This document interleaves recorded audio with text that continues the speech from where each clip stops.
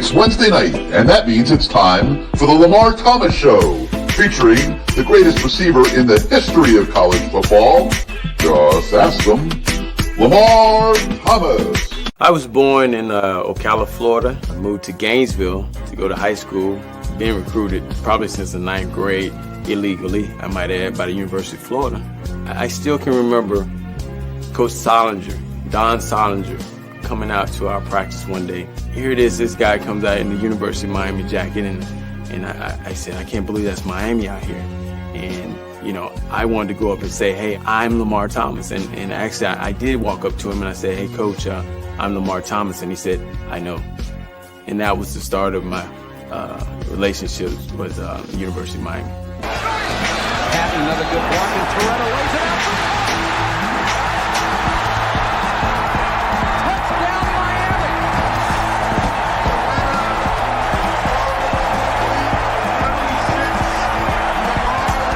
You come down here, you'll be on TV every weekend, dominating. I thought about it. I said, man, where do I sign?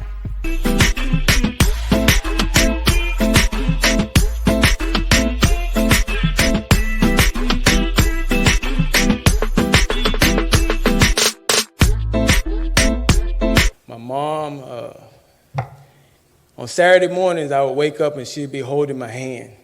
I thought she was the weirdest lady in the world. But she was holding my hands and she would be rubbing them and saying, one day these hands are gonna make you a lot of money. She was smart.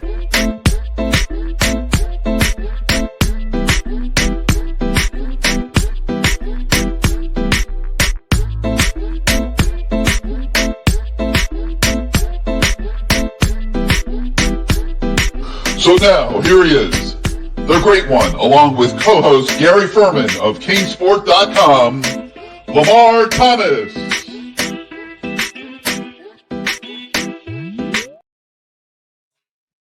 What's going on, LT? At my second home.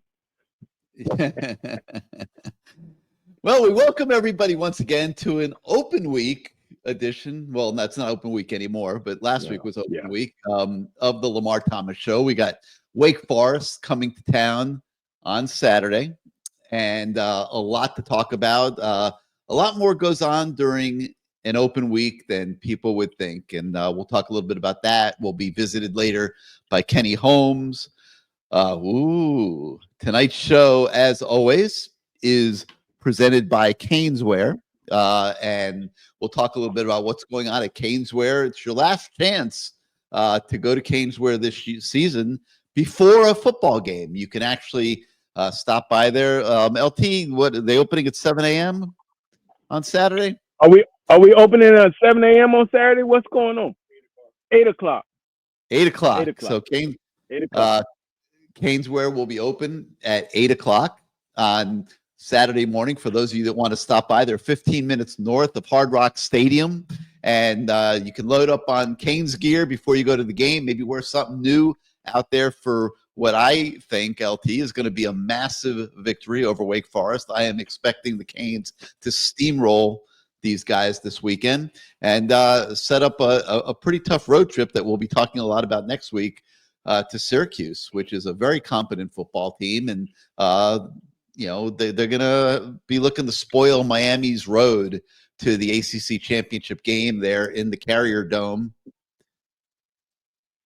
One game at a time, Gary. One game at a time. Yeah, no, I'm not jumping ahead. I'm just setting the scene. Las one thing at a time, but let's not forget Lamar's dinner from Las Espadas.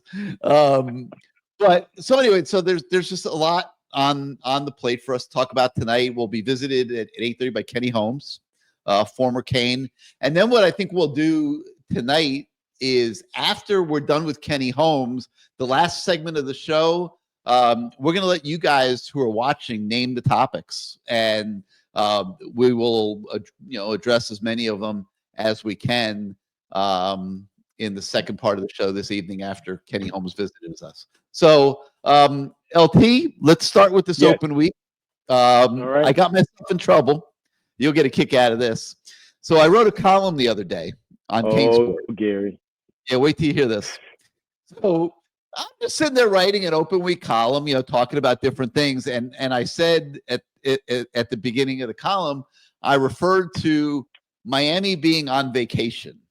Okay, because they weren't playing last week. I called it a vacation. I said, hey, I'm not even thinking twice about it. Well, the last thing that they were down there is on vacation. Okay, so somebody saw me refer to what they're doing on vacation, and it became like a big running joke.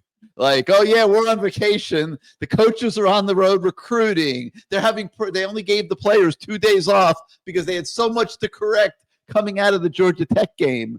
That they had practice every day, and of course the transfer portal coming up and everything else. So they've had a lot on their plate. But needless to say, LT, no, they were not on vacation, and I caught a lot of flack for my use of words in that situation. Well, you probably should have, Gary. And because you said that, I probably should have disassociated myself with you that week. No, I get it. I get what you're trying to say, but vacation, that was I hate to say this, but I'm gonna say it, and that was Manny Diaz, baby. That was vacation time. But no, it's no vacation. I mean, these guys are, obviously there's a lot to clean up, or there has been a lot to clean up on both sides of the ball and on special teams. And they've taken full advantage of this off week. I mean, they've been practicing their butts off. Obviously, they are definitely recruiting. Mario is a stickler on that. I mean, they got a lot of guys that they're in the running for. A lot of guys they have and they're trying to keep. So that's a job in itself. It's been nothing less than what you expect of an off week. I mean, as a coach, you kind of dread it a little bit because you go back to the basics sometimes, and sometimes you do need the basics, especially when you're trying to also get young kids practice because you want to see them practice, and you're saving the older guys because of the wear and tear, but you're making sure they're mentally sharp. I guess that's the best way to put it. But you're giving those younger guys a lot of opportunity to somehow infiltrate first, second, maybe third team, and they get to see develop or developing, and they get to be seen by the coaches, because a lot of times when you're an offensive coach, you don't get to see your guys that are on scout teams. You don't get to see them much. You don't get to see if they're improving, if they're learning anything. And then, during the off week, you get to actually put eyes on them per se. So it's a good week. It really is good. Again, you're going back to the basics a lot. And sometimes you need basics because the basics is the foundation. And as we well have seen, and we'll talk about later, communication. I think that's one of the things they definitely had to clean up, the communication, especially on the defensive side. The communication with everybody doing the shifts and motions and all this other stuff, and trying to figure out the best way to communicate obviously the coaches, they call the plays, but they can't be on the field, and it's up to those players to learn how to communicate effectively with each other. Assignment and alignment. These are things that you have to, for an off week, you have to be able to clear up. You want guys to make sure they know their assignments and they're aligned properly. As we well have seen, and I'm just speaking on the defensive side right now, alignment's been off, assignment's been off, especially when the shifts in motion. So on the offensive side, cleaning up some things as far as, the making sure that the run game is effective, making sure our offensive line understand that when Cam's back there running around and dancing, to make sure you don't get holding penalties and just little things like that. I mean, it's all a good week to really home in, and it's less stress. I tell you that, it's less stress. Even I found that out as a fan, because Saturday I got to watch football, and all I was doing was cheering for whoever was going to put us in the best situation. So it was less stressful for me. All right. So during this time, and I'm not going to say it was a vacation, get myself in trouble again, Yeah, but there was a lot of stuff that went on. Okay. SMU and Clemson, I thought kind of flexed their muscle a little bit last weekend in the ACC.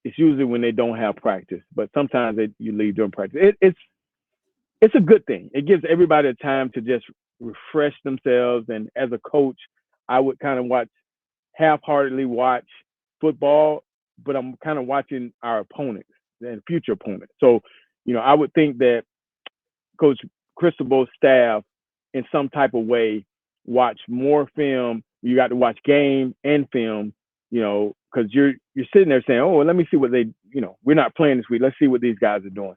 And so you get like that live TV shot that you really don't get when you're sitting in a room watching film on whatever send us. So it's kind of good. I mean, I've always enjoyed it.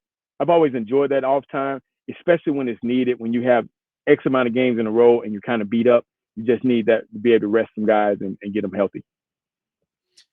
It's a little different this year. They moved signing day up. Instead of being the third week of December, it's December 4th. It's coming up real quick here, LT. Yes, it is. I got to think that that's a factor for the coaches too, because they're not going to get to do the usual home visits for 3 weeks that they've done in the past and stuff like that. It's a whole different calendar. And I would think in that regard, it helped a lot to have an open week here in mid-November to just shore up recruiting and get back in on guys that you're still hoping to land, make sure the guys that you've already gotten commitments from are solid. You can slice it and dice it up any way you want, but I think it's all positives for the coaches from a recruiting standpoint. Especially when you have guys that are going to be early enrollees. I think they got a handful of guys that are committed that are going to be early enrollees. So with that being said, you're just trying to close the deal with those guys to make sure everything, shore them up, as you would say. So it works out. It works out. Our off week, I think, really worked out. Hell, we lost that game against Georgia Tech. I think it couldn't have come at a better time. You lose the game. You need 2 weeks to try to get things together and make sure you close this thing out correctly with the 2 wins against Wake Forest and Syracuse to get to the ACC championship. All right, let's bring in IC. He's ready to join the fray here. And IC, welcome back. Let's go to the three view here. Welcome back to the Lamar Thomas Show. And I see open week, man. What was on your mind here? As I'm not going to call it a vacation. You probably missed my story at the beginning of the show, but I'm not using the word vacation. Mario Cristobal does not do vacations. The Miami football program does not go on vacation, but they did take a pause. We'll say that. And gave the coaches time to recruit a little bit more and have some practice and work on some of the things that failed in the Georgia Tech game. What was on your mind as this all transpired? Yeah, so I was just, watching other games of college football, watched the Oregon-Wisconsin game, watched a few other games, and I'm just like, man, this thing is wide open right now. Like, there's literally not one single, team in the country that's just, far superior than everyone else. Like, I caught a little bit of the Ohio State game in the beginning, and Northwestern was giving them a run for their money until I think about 5 minutes until halftime. And then you watch the Oregon-Wisconsin game. You see Wisconsin giving those guys a run for their money all the way to the end. Well, I mean, Wisconsin has a Pop Warner offense, so I can see why they couldn't win that game. But just watching college football, taking a step back from, just watching the Hurricanes play on Saturday. And it's just like, if these guys can shore up some things on defense, if these guys can, obviously keep that offense rolling, it's like, I legitimately think there is not one team in this country that is far superior that Miami can't beat after, watching these 10, 11, 12, whatever weeks it may be. It's just like, out of all my years watching college football, this is the most wide open it's been. And this is the best team Miami's had in, 20 some odd years. So that's kind of my biggest take on it. Obviously, recruiting and all that good stuff, but just not watching Miami Hurricanes football and watching other teams. I just think that, this is anybody's ball game right now. Miami finishes strong these next 2 games and finish strong in the ACC championship. You never know what happens in playoff football. So excited to see what they do against Wake Forest. But didn't you guys both walk away from the weekend of watching other teams feeling like Miami is right there with all these teams that there's really nobody that you're like, oh my God, we can't compete with, including Alabama and Georgia and certainly Oregon. I mean, when I was watching Oregon, guys, I thought I was watching Miami, quite frankly. I think the teams are very similar. Well, you sound like Kelvin Harris, because that's what he was saying. Oh, we right up there with everybody. I mean, this guy, man, he thinks we shit. We the national champions already. I'm like, pump your brakes, homeboy. Pump your brakes, okay? But as I'm watching these games, there was a feeling of, hey, I think we can compete with these guys. And when I say this, I'm looking at what we're able to do in the beginning of the season to a Florida team that obviously has gotten better, okay? And watching them play against other teams. And I still say right now, we'll still beat Florida. That's just my opinion. So with that being said, it gives me a little hope to say, hey, if we got to go up against the big boys, we should be okay. Because, again, you can say what you want about Coach Guidry. He, for the most part, has made those corrections in the second half. You think about what's happened in the first half of the game. Sometimes we look a little lost, but the second half we've come out and look like a different team. Obviously, Georgia Tech was able to do some great things. They kept the ball away from us, but when we needed to stop, he was able to get it and get it back to our offense. So, it's just one of those things that, I feel a lot better after watching last week. Obviously, I didn't have a heart attack last week, so I'm good. But I feel a lot better from just watching other teams and saying, yes, we can compete with these other teams. I don't really see anybody that's like you said, back in the day, it used to be, man, you look at Alabama, they're just going to run through everybody. But, there's nobody that's, Georgia, they're going to do their best to get Georgia in this thing. Georgia is a lock. I don't care if they have 5 losses. They're a lock. Ohio State is going to be a lock no matter what. I mean, they're going to get these 2 teams in, and not if they lose to Indiana this weekend. Well, I really think that even if they lose to Indiana, they're still in. That's just my opinion. I just think that the college football landscape and whoever's up top, they're going to put in those 2 teams regardless. They want to. I mean, they're trying to make every case they can for Georgia, so it is what it is. We just got to do what we have to do, beat Wake Forest first.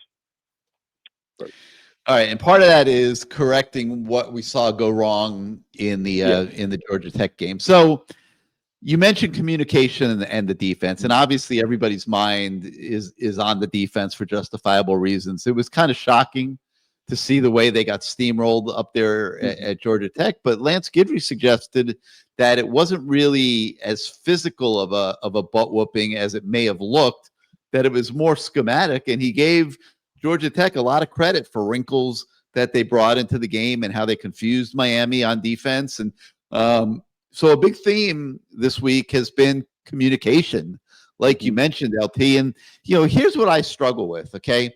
Like, you go through spring practice, you go through off-season workouts, you go through summer workouts, you go through training camp. You're now 11 weeks into the regular season.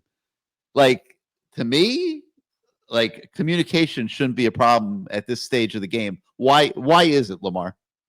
Well, you have a lot of young players back in that secondary. It's every day I see where they should say, hey, we should play this guy, we should play that guy. These are young guys, man. And what teams are doing is they're doing a lot of stuff. And I said this last week, I put a lot of it on the players too. Because you got to study. If you ain't studying, the game is much harder. Okay. And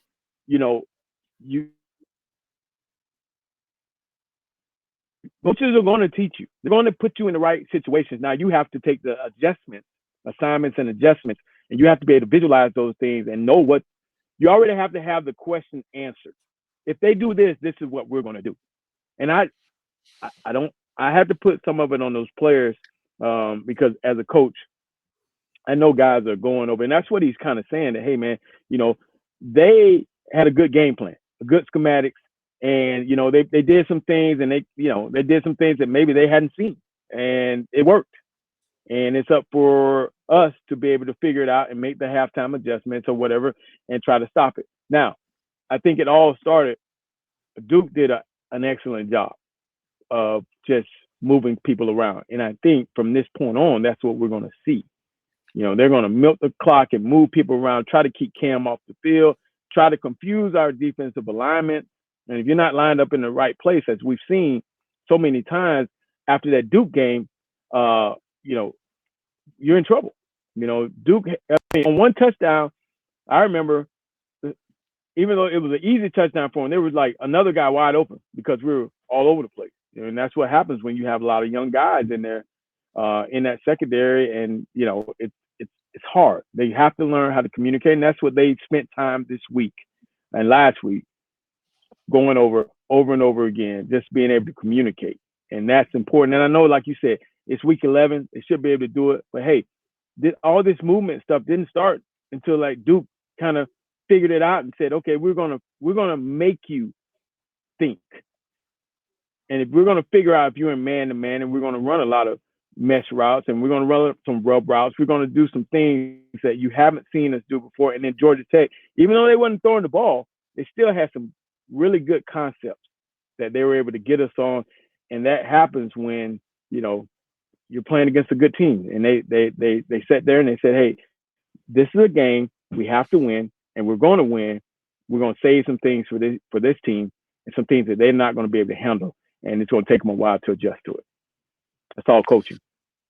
So I see. So what happens when Wake Forest and/or Syracuse roll out some wrinkles here the next few weeks, and that communication gets tested again? What do you think happens? Can it all be fixed in an open week, I see? Well, that's what we're about to find out. I mean, that's what I was going to say. I mean, this open week probably came at the perfect time for those guys because all we heard, during that Monday press conference was communication, assignment, alignment, communication, assignment, alignment. So they're hammering that home. And, I alluded to this, last week when we were on the show. It's like, hey, coaches can coach players to the best of their ability. They can put you in front of where the ball's going to go. At the end of the day, you got to put those pads on and you got to make that tackle. Obviously, like I said, coaches are the guys that scheme it up, the guys that prepare you for that. But, hey, when you're in war, you have to make that play. You have to, stop the opposing team. And I think that's what's going to come down to. I have the utmost faith in, Coach Guidry and those guys on the defense side of the ball. Lamar alluded to it. He said, hey, in that Georgia Tech game, they got to stop when it needed. They gave the offense, the chance to go win the game. And these conversations, I don't even think we'd be having these conversations really if, Cam Ward led the team down there and scored that touchdown. People would be, praising Miami, the comeback kids again. But, the offense, didn't make, the defense obviously could have done a better job stopping the run and things like that. But at the end of the day, they gave the opportunity for the offense to win the game. And obviously we know how things went down. But, talking is easy, but when Wake Forest comes out and throws some wacky stuff at Miami, that's when we really know if, the communication, alignment, assignment, that preaching point, really went through with the players. And I'm excited to see what they do against Wake Forest. And don't like to look ahead, but also Syracuse as well, who's known for throwing the rock around the yard pretty well. All right, 52 Biggie. Wait, penalty. I just want to tell 52 Biggie real quick before this disappears. I didn't say that Oklahoma had interest in Shannon Dawson. I said Shannon Dawson had interest in Oklahoma. There's a difference. Man, they're on your words, man. And I'm not sure that's going anywhere. So, we'll see what happens. But all right, so go ahead. You gotta watch what you're writing, man. You gotta watch what you're writing. People get it mixed up. So I'm looking at Norris Murray, who said, and it's good that we're going to have somebody come on the show to be able to tell us what happens with this. A defensive end not being a container. That's why we really lost the game. So it's going to be good to hear Kenny talk about what happens. Why? And he's a coach. He's coached many years. So what happens and why a guy goes inside when he knows he has contained, and he'll be able to tell us because I know Jason Taylor's teaching it, right? I would think he's a great coach. He ain't out there sweating and trying to look good for no reason. I mean, hell. So there is a reason why this stuff happens, and we've seen it over and over and over again. So when Kenny comes on, that's one of the first questions I'm going to ask him. Why the hell are these damn defensive ends sometimes losing contain and allowing the quarterback or running back or wide receiver on a speed sweep to get outside? Well, why wait? Like, why do you have to? You don't have to wait to ask Kenny that question because he's here. Kenny Holmes, welcome to the Lamar Thomas Show. Can you hear us? Can you hear us, Kenny? You may not have a volume up. Turn your volume up. Hello. He's frozen. Kenny, okay, there you go. Can you hear us? Hello. Let me text him. Hey, Kenny, can you hear us? Yeah, he doesn't have his volume on. We'll bring him back in a sec. Anyway, so where were we? Okay, so we'll transition to the defensive ends in a minute, but yes, there will be things that have to be adjusted to in these games coming up because correct. One of the one of the things that Mario has been specific, he's now called this out twice. They clearly are aware that there are coaches from multiple teams that Miami has played helping teams that Miami's going to play in the future. They're very wary of the scouting reports and things like that. Can you hear us, Kenny? I got you guys now.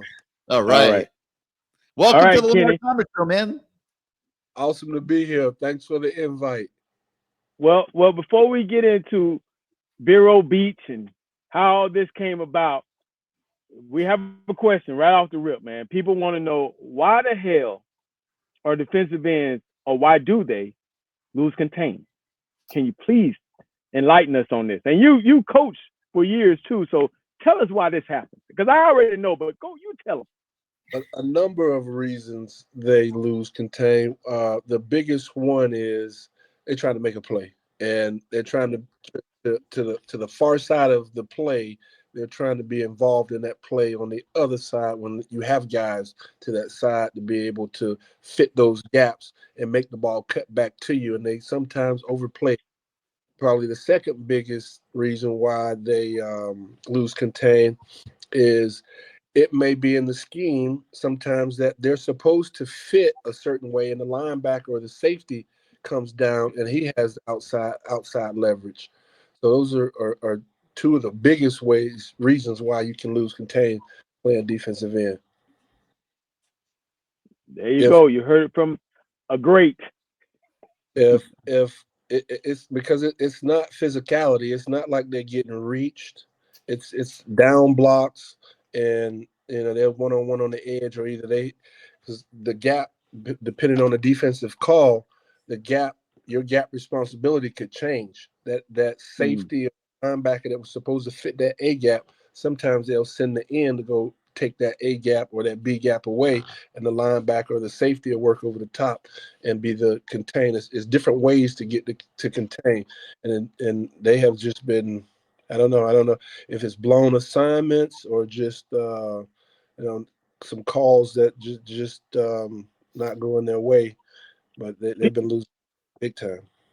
People are complaining about some of the games that they're running, TE games, and saying, hey, they don't work. How about just do what you're supposed to do? Why do they run those tackle in games sometimes? What is that for? What does that do to an offense? Well, with a mobile quarterback, it kind of makes the picture a little bit cloudy for them up front when you're moving guys around and stunting. When you run a TE game, for instance, the tackle first and the end second, wrapping, the tackle now becomes the new contain guy. So he has to, if the offensive tackle blocks down, he has to pop that block and get to the edge. And a lot of times that's not happening. The end now gap responsibility is changed, and now he's more of a gap inside rusher. They're running so many complicated games and stunts up front now in the NFL. The guy all the way on the other side could be the contain for the other side. and it just confuses the quarterbacks a little bit and kind of makes them step up when they think they have pressure, and they end up stepping up right to where that guy's rapping to. You know, Kenny, when you were the 18th pick to the Tennessee Titans, right before that, I don't think I saw you lose contain in it. I mean, I know you're trying to get to the quarterback, but you were an assignment-oriented guy, right? You did what you. Is it selfishness sometimes that those guys doing it? A little bit is selfishness, and you have to play within the constraints of the defense. From me to Sapp to Kennard to Pat Riley to all of the guys, we've took chances at times, but it's still within the constraints of the defense. Wait, you forgot you ain't throw the Rock in there. You didn't throw him in there. You got to KP, Darren Crine, all those guys. We took chances. It was within the defense, and a lot of times our brother would pick up for us if we did lose contain. I don't remember Kenny ever busting a defense. I don't remember that. Never not fulfilling his assignment ever. Well, I think Greg Mark might answer that a little different. Hey, so the communication also is big. It's huge. And trusting. It's huge. You know, and that's one. Go ahead, Kenny. LT, you notice that when you are with a group of guys and you guys hang out after school, in classes together, you care a little bit more about them. And when they make a mistake, you usually there to try to, even though that it wasn't my job, I'm going to work around this way because I know this dude is going to go inside. If I know he's going to go inside on this play, he'll tell me, hey, I'm going to go at 10. Well, they'll put me and Javon Curse on the same side to make a edge. And I'll tell him, man, listen, if this guy is overset, I'm going inside right now. So when you get ready to rap, you better rap quick.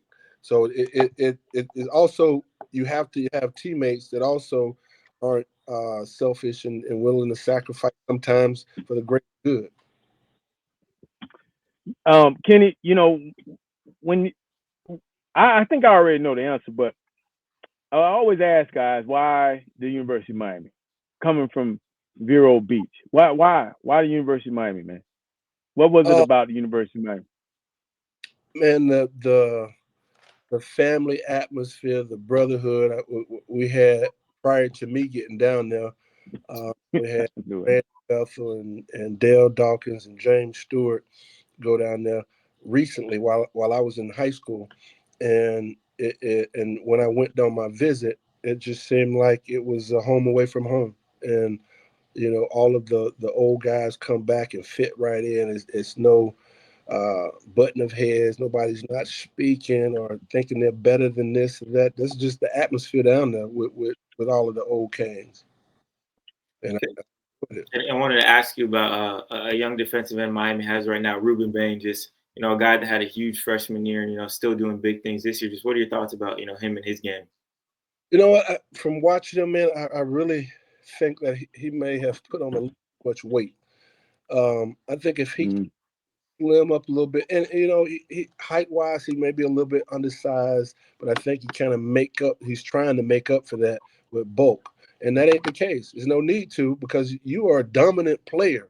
So okay, when I played in the Super Bowl, because we went through the whole season, I was 245 pounds starting in the Super Bowl at defensive end. If you're a dude and you can play, don't worry about the weight. My thing is, and again, I'm not the coach, and I'm an offensive guy, but I know a little football. And my opinion of the guy is the 3 technique, similar to a John Randall type player. And I think he's, you know, that end thing is you got to have a lot of moves and you got to have a lot of stuff going on to be an end. You got to have some. I think he's more of a power guy. That's just my opinion. No, I think that when they got him, they thought that he could play, and I know this to be true, talking to Coach Joe Salavea, that they thought he can play inside and out, and I think he can. I think not to sacrifice fluidity and movement for weight. I personally don't agree with that. I think it's hard for him to keep the weight down. I mean, he's a big, strong guy, and I'm not sure. Like, I'm with LT on this. Like, I don't know that his future is outside. Regardless, he doesn't really bring the speed rush element from the outside into the game. He's more like a bull rusher anyway. So shouldn't he just by default be inside if that's his strength? I really think that, yeah. Short answer, yes. I think he is a guy that you can move around and take advantage of situations. If you have different blockers on offense. You got some guys that can't handle the bull rush and they play tackle. So you want to match with that guy. And I think he's one of those guys you can move up and down the line and take advantage of matchups. Yeah, that's interesting. So there's a place for the bull rusher on the outside. Oh yeah. It just has to be the right matchup. Strahan was a power. He wasn't a strictly a bull rusher, but he was a power rusher. Yeah. Wow, man. I'm glad we brought you on the show because you're clearing up a lot of stuff. We don't. As an offensive guy, I'm faking it. So for you to say all this is love. I mean, my dad probably sitting at home and say, "Boy, that boy taught me something tonight." So this is awesome, man. This is good to hear. You saying that you played in the Super Bowl, you threw that in there. What was that experience like? We bring this up too. Like, what was that whole experience like? I mean, to play in the Super Bowl. I mean, obviously, I don't know. Did you play in the Super Bowl? Pop Warner Super Bowl, maybe, but no big leagues. Maybe. So, and Gary, did you play in the Super Bowl? Yeah, I played in the Super Bowl. Well, I don't even want to hear what Super Bowl you're talking about. But go ahead, Kenny. Hey, I played reporter. There you go. We grew up as kids playing this game because we play it, and you always in the backyard when you're 8, 9, 10 years old talking about this is the Super Bowl and this is the last play, and you go through all those scenarios and having an opportunity to live that, man, you can't put words to it. It's amazing, and just being there, knowing that these are the final two teams out of all of the teams in the NFL is amazing. Something that you dreamed of as a kid growing up.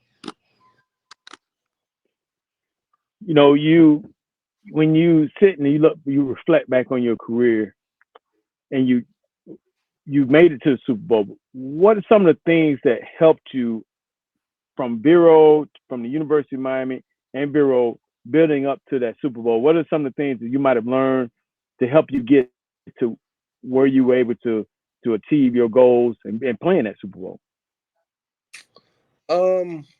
I would say, from high school, having the support that I didn't have to go out and have a job through the summers and all of that my family made sure that I was where I was supposed to be, whether it was baseball games or I think me personally, I think multi-sport athletes, that's the route.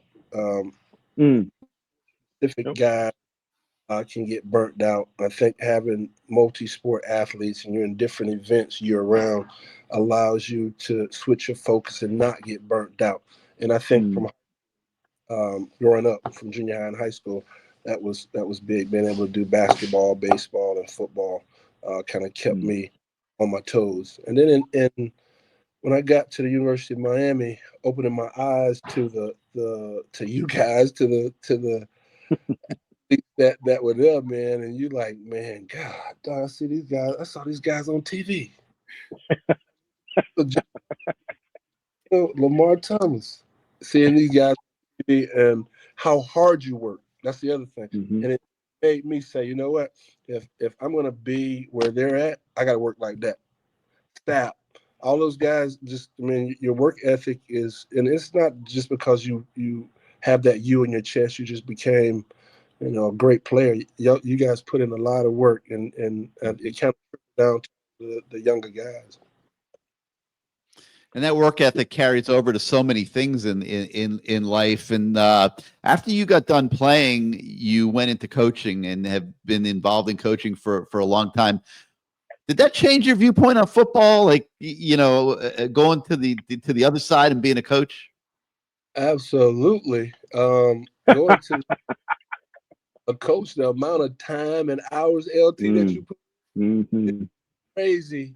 A lot more than as a player, and that opens your eyes to how much sacrifice that these coaches have done to be away from their families, to be able to birthdays and weddings and all that stuff like that you as a player don't know.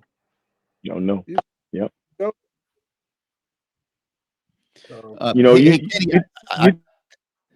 I was going to read off your coaching resume here, but it's a little incomplete, so you're going to have to fill in the gaps for me. But you started out at Vero Beach High School in 2008. You were the defensive coordinator and defensive line coach.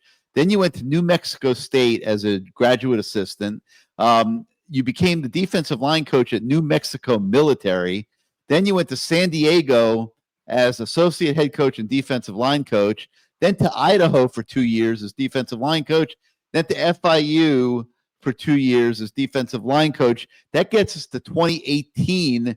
I apologize. I can't find your resume past 2018. So bring us up to speed. Where you've been the last 6 years and what you're doing. I have been coaching. Well, I'll help out every now and then at the high school at Vero, but I've been coaching my grandson's 10-year-old, since they were 6. Oh, wow. So I've been coaching that team here, and I'm taking a break from college coaching, period, because it is to a whole nother level of time. These 2 signing periods, I could only imagine. You're living in Vero, right? Well, I was about to get to that, Gary. Hold on. All right, go ahead. I don't want to cut you off, but I got to get to the old cheating Vero Beach over there. You can't come up in the Vero and because you got that horn playing right behind the sideline. I experienced it twice and got ran up out of there. And then y'all got the nerve to have another school, Sebastian River, over across, not too far. Yeah, I mean, you can't come up in Vero, you can't come up in y'all county and get no wins up in that, man. Y'all know hey Kenny, I've been to your house. And I've seen some referees at your house too. I've been there. LT, at least we feed you good. They do. Hey, that and Glaze, they do feed you well. They fatten you up and even pay you to come in there and be a sacrificial lamb. And Garrett, you're gonna be deaf by the time they got a horn behind the bench on the business side that never stops playing. You can't even Gary, it's unbelievable. It is unbelievable what happens in Vero Beach. The fact that they giving you money to tell you don't want them on the schedule. You don't want to go up there. I mean, it is unbelievable, the atmosphere in Vero Beach. It is. When I went down to Miami and some of those guys that I played with at Miami, they were like, man, you know what? We come up there to Vero to play, and we leave there deaf. We can't hear. Can't hear nothing. Part of the atmosphere. They enjoy it though because it's really Friday Night Lights in Vero. Yeah, Gary, and I'm telling you, it is an experience like no other. They have definitely home field advantage, and it's a great environment for high school football. I mean, when you go to games, I go to games sometimes, and I look up in the stands, and it's not what it used to be back in the day when it was packed. But Vero, they come out. They're going to come out to watch their team, their community team. Now they have obviously Sebastian River that kind of cuts it in half a little bit, but they still come out and support their local team like no other. I mean, you go in these restaurants, there are pictures on the wall of all these Vero great players. It is an environment like no other. I mean, obviously my in-laws are there, so I go up there, and actually I'll be there on Thanksgiving, Kenny. So we got to get together. We will be getting together next week for sure. Yeah, I will be coming over there to get some of your food. We won't talk about that, but I'll be coming over there to get some of your food because you got spices in your stuff. I'm just saying. Where you something else? You gonna bring your father-in-law with you, ain't you? Oh yeah, the father-in-law definitely coming. He gonna eat too. He said, "Boy, this food good over here." That's my guy. Hey, Kenny, there's a kid over there in Vero Beach this year by the name of TJ Alford that Miami has been trying like crazy to flip from Ohio State, where he's committed, and come to the U. What is there any vibe in town about TJ Alford? Yeah, what you got? What you got for us? His parents are actually Miami fans. So I mean, they just gonna have to buckle down and try to get him.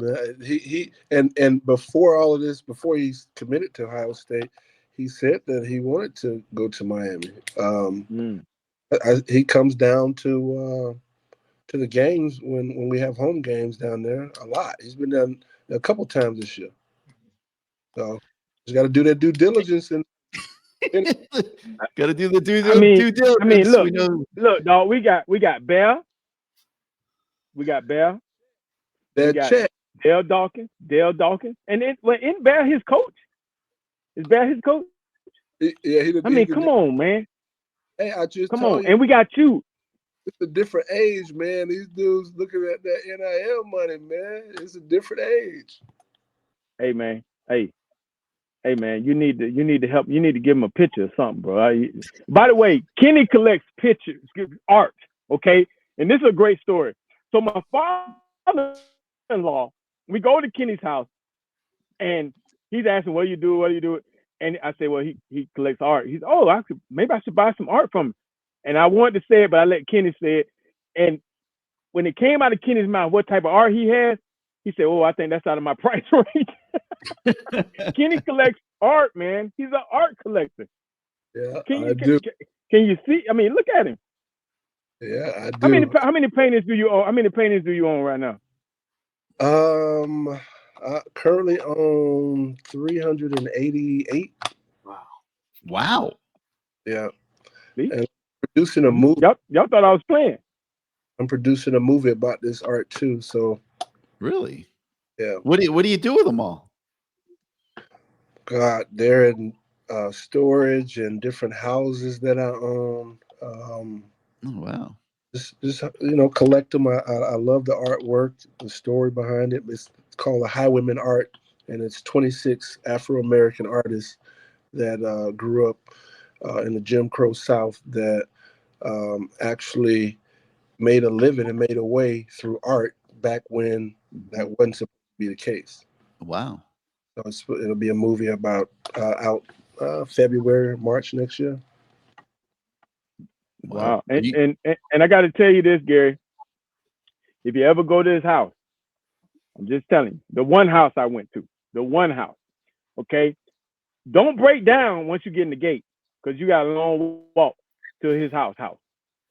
Like I literally thought, I thought that he said, turn left when you get to the lights. So I come in the gate, me and my father-in-law, and I was like, well, where's the house? And we driving. I still ain't seen the house because I only got to the game room house.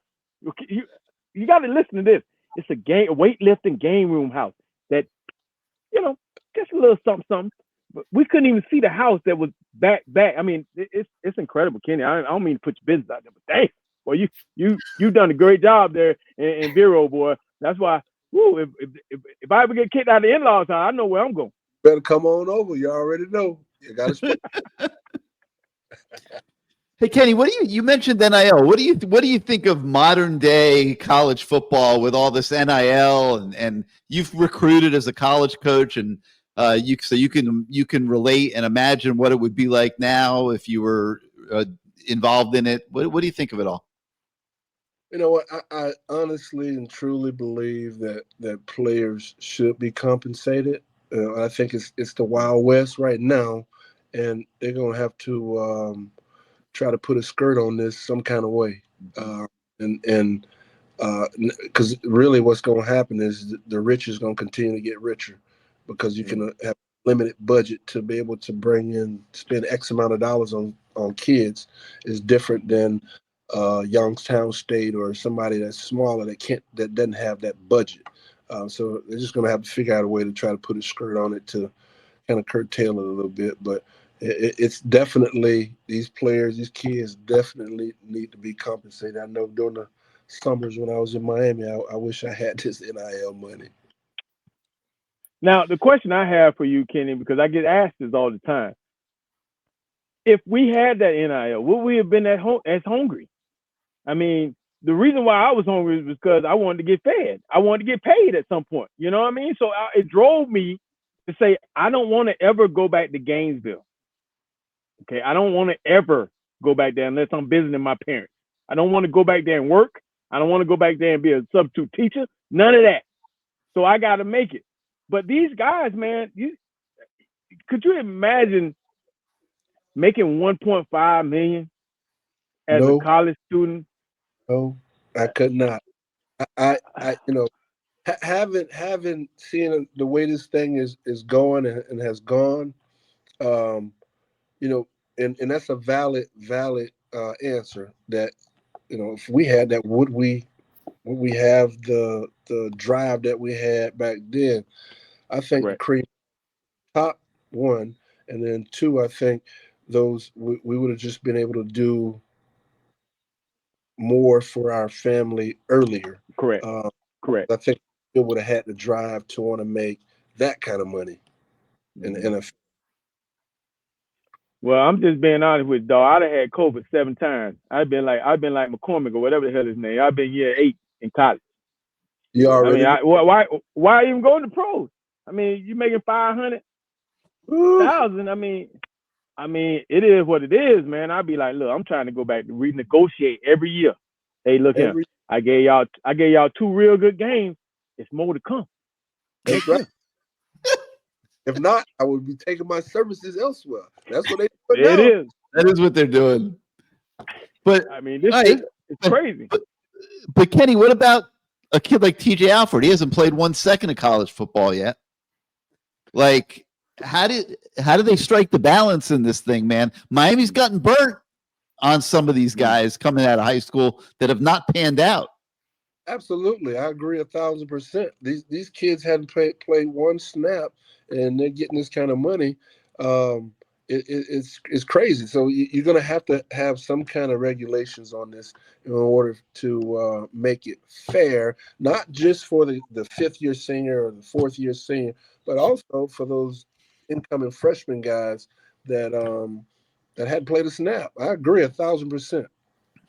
Hey, Kenny, I got a question for you. So you're in your last year in college, right? Mm-hmm. And all of a sudden we're getting a freshman that's gonna come in and he's gonna be making either more or the same dollar. How are you looking at that guy? That could cause a lot of animosity and beef on teams. Absolutely. And if you don't have a strong culture or a strong head coach or deep pockets to rectify that, I think that's kind of what happened to, from what I heard, to the basketball program. A guy was coming with all this money, and these guys like giving him all this money. It happens. I mean, it's a tough situation. I mean, it is. I just don't know. I'm kind of glad. I was mad at my daddy for doing it so early, but I'm kind of glad. Yeah, well, I said that. I said they should have waited, but he kind of gave me a wrong answer on that. So we're gonna leave that alone. But the fact that these guys are making generational money for their families, and a lot of times, this is what I'm hearing from college coaches. They're like, why are we even for the 3 days they're there? Why are we even doing this? All they want to do is talk to the NIL guy. That's all they want to talk to. They want to. all the pictures, they don't even care about that. What they want to know is how much. Yeah. So it's not even your mouthpiece anymore getting recruits or what you have. It's how much. Yeah, that and that's the way of football. There's no right or wrong way to fix it, but something needs to be done and put in place in order for this thing to get straightened out, because it's just going to get worse and worse. It's going to continue to grow. It's going to get worse and worse if they don't. Well, they're going to go to revenue sharing soon, and basically they'll have a pot of money of $20 million to pay the whole team, and yeah. It's like a salary cap, yeah. But Can a team like Georgia State come up with $20 million? Can a team like no? That's what I mean. Can FIU come up? Well, they probably can. No, but if you want to be competitive in college football, you better come up with it. But then what's going to happen on top of that? There's still going to be NIL. So the better players are still going to get NIL on top of the revenue sharing that comes direct from the university. Crazy, huh? Sign me up. Sign me up, Gary. I'm telling you, the wild, wild west. Sign me up. So Kenny, how did the team do this year? The youngins, how did they do this year? Yeah, we were undefeated. My 10-year team was undefeated the entire year, and we get to the Super Bowl. Team that we beat early in the year, 22-0. We ended up losing to them. Oh man. They walked on the field like Kenny? They walk on the field like they supposed to win automatically, and we had 6 turnovers, and the other team had not one. Oh, what Kenny, was it coaching? Well, I started questioning that. It might have been coaching, Coach. It might have been coaching. I'm turning around on you. I gotta look in the mirror. Say that again. I didn't hear you. I said, I gotta look. Say that again.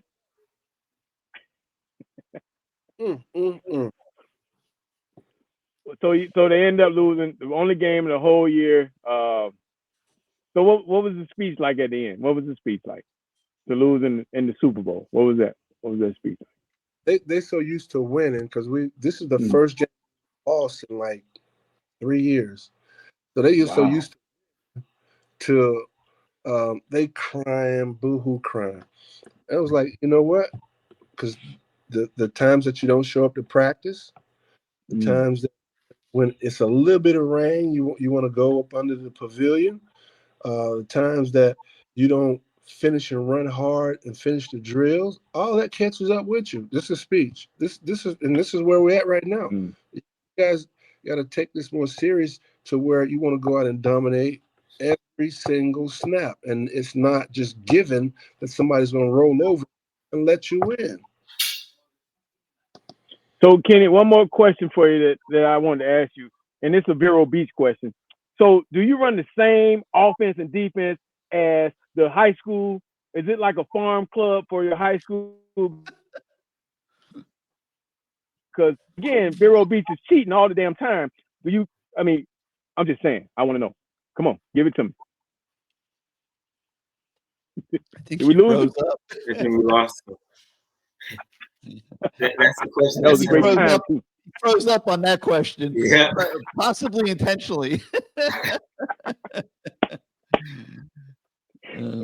if we can get him back real quick. See if we can get him back. Yeah, I'm sure he'll come back here. Let me Let's see what got any questions for him on here. Kenny, how is your team's eye discipline? That's a good question. Yeah, I'm sure it'll come back.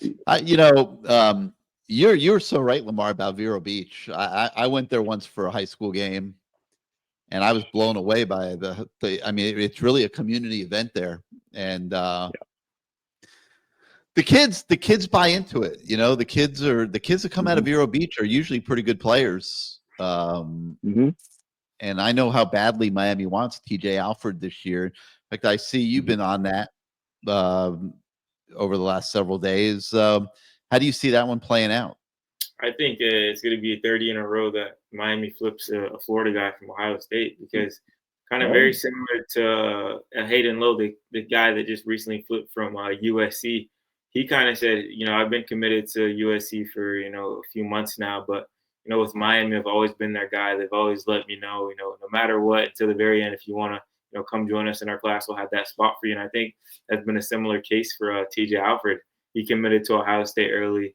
You know, like Kenny was saying, he's a guy, his dad is a Miami fan. His dad still lives in Miami. He has a lot of ties to, you know, South Florida. And they're kind of telling him, hey, you don't need to, you know, go to Ohio State, be that guy. You can come, you know, be that guy down in Miami in front of your family, have your family at every practice, have your family at all these games. So they're really kind of selling him to kind of be that hometown hero type of guy. And I think it's going to end up working. He's visited campus twice now this year for games. He's always leaving with a big smile. And kind of my biggest takeaway from the last time he was there for the Florida State game is he kind of told me, he said, hey, 2 years ago, Coach Cristobal told me he's going to turn this around. And I'm finally seeing that now. You know, these guys are really rocking, and, you know, why not want to be a part of something special like that? So, you know, right now I think, you know, things are still getting worked out. Obviously, he's still committed to Ohio State, but I think, you know, they get it done at the end of the day. He's a Hurricane, you know, on December 4th. I think Kenny knew something. You know, he obviously hears the scuttlebutt. You could, you know, and a lot of it is about NIL. Unfortunately, you know, when that's what it comes down to in some of these cases. But Miami has learned that you want to be number one at signing day. You know, if you've got the best situation out there, the best offer out there 2-3 months before signing day, all that does is become a target. Okay. Yep. So they have to manage, you know, they have a budget and they have to manage within the budget, you know, for recruiting. But if a kid is a good enough player, and this guy might be, it's better if you're going to step up a little bit to do it at the end, which is, you know, why I think this is dragging out.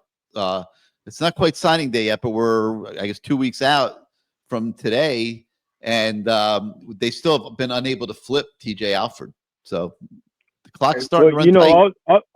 Also, Gary, you know, there are a lot of kids that it's kind of similar to what you're saying, that they're getting offers coming in right now that are, you know, and they're trying to weigh their decisions, and they're only a handful of them, I think, are probably saying, well, I think this place is better for me, even though this place is going to pay me more. But I guarantee you more is going to the payment. And that's kind of crazy, because I know for a fact there's some guys that Oregon is going after that we have, and they're trying to pay more dollars, and they're making these families make decisions on whether they're going to make that trip all the way out to Oregon or move out to Oregon, you know, or stay here and maybe get less money because Oregon's throwing the bank at them, because it is a battle in this recruiting thing, especially the rich teams and I'm probably sure it's probably like this in basketball. Oh, I'm sorry. It's been like this in basketball, especially like Kentucky and places like that. But it's who has the most money, or who has, it's a macho thing. Like Dan Lanning is going nuts trying to go after some of the players. I know one in particular that Mario has, and he is trying to throw the bank at him. And it is, you know, hopefully the kid makes the right decision, him and his family make the right decision and say, hey, you know what? Hey, for 500 or 200 less, maybe we should stay here. Because as a coach, you're putting a lot of pressure on a freshman to come in when he's making that type of money. Yeah, because they're going to want to cut the amount if he's not producing. Yes, they're going to want to cut the amount. Kid probably transfer, or I mean, team-wise. I mean, you got guys that have been there, who worked their way up, who've done everything they're supposed to do, and they get their opportunity, and, you know, they're making X amount of dollars, and then you're bringing in a guy that has not played a down in college football, and he's getting paid 2 times more than a guy that's worked his ass off. I've always said this. I think it's a bad deal for college football, especially team-wise. You know, only the strong teams are going to survive, because you got to be able to counsel these kids and be a shrink every day. It's more to just coaching. And, you know, as I've taken a break from it and I go out there and watch practice, I see them every day putting their arms around guys, talking to them. You cannot not talk to guys like you used to. You know, there were the top 22 and maybe some of the reserves that the coach talked to. Not anymore. You better talk to everybody, because if you don't, the whole roster. Tulane or some UAB is coming in and they're gonna offer some money and say, hey, you Yep. come here and be a star, and we'll give you X amount of dollars. I know you only make 100 there. We'll give you 300. They're gone. They're gone. And No we're more going to see development. some of that.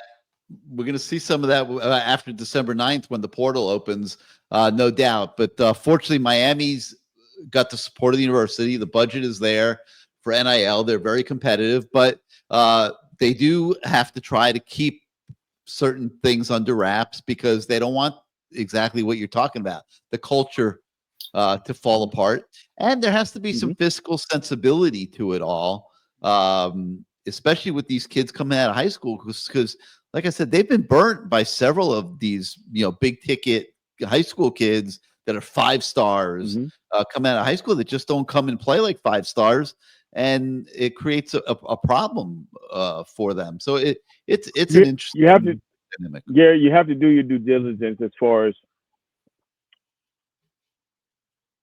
recruiting these kids and studying these kids and getting to know them and see what type of kid they are, because if you bring in the wrong kid under that type of a deal, it's going to end bad. And you have to make sure that kid is the right kid. One of the things I did when I was recruiting guys, I mean, obviously it wasn't in the NIL time, but when I went into these schools to recruit these guys, I would ask the janitors, the secretary at the front desk, grab a student, say, hey, what do you think about this guy? Well, because I want to know, because those people will tell the truth, and they'll tell you exactly what the janitors are the greatest, because they'll tell you if a kid spends most of his time in the bathroom smoking weed, getting high. I mean, they'll tell you everything you need to know because they know everything.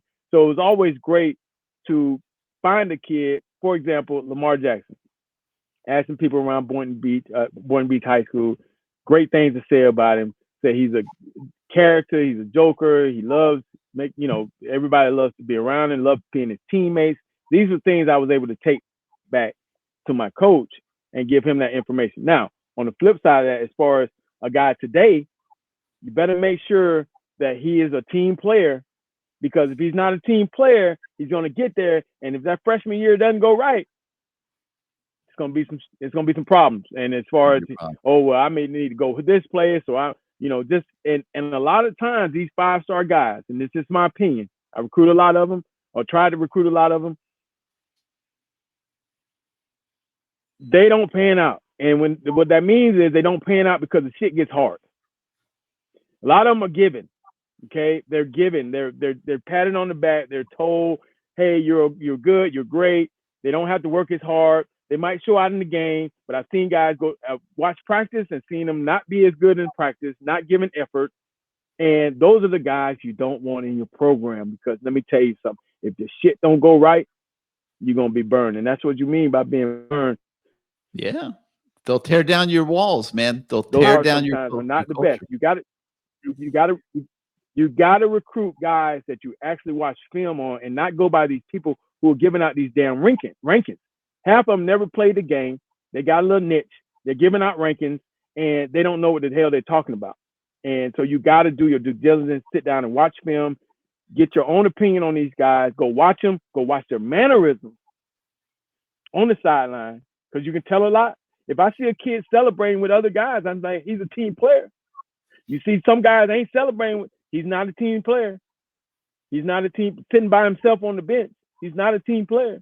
These are guys you don't want. I refuse. I would always say, I don't coach.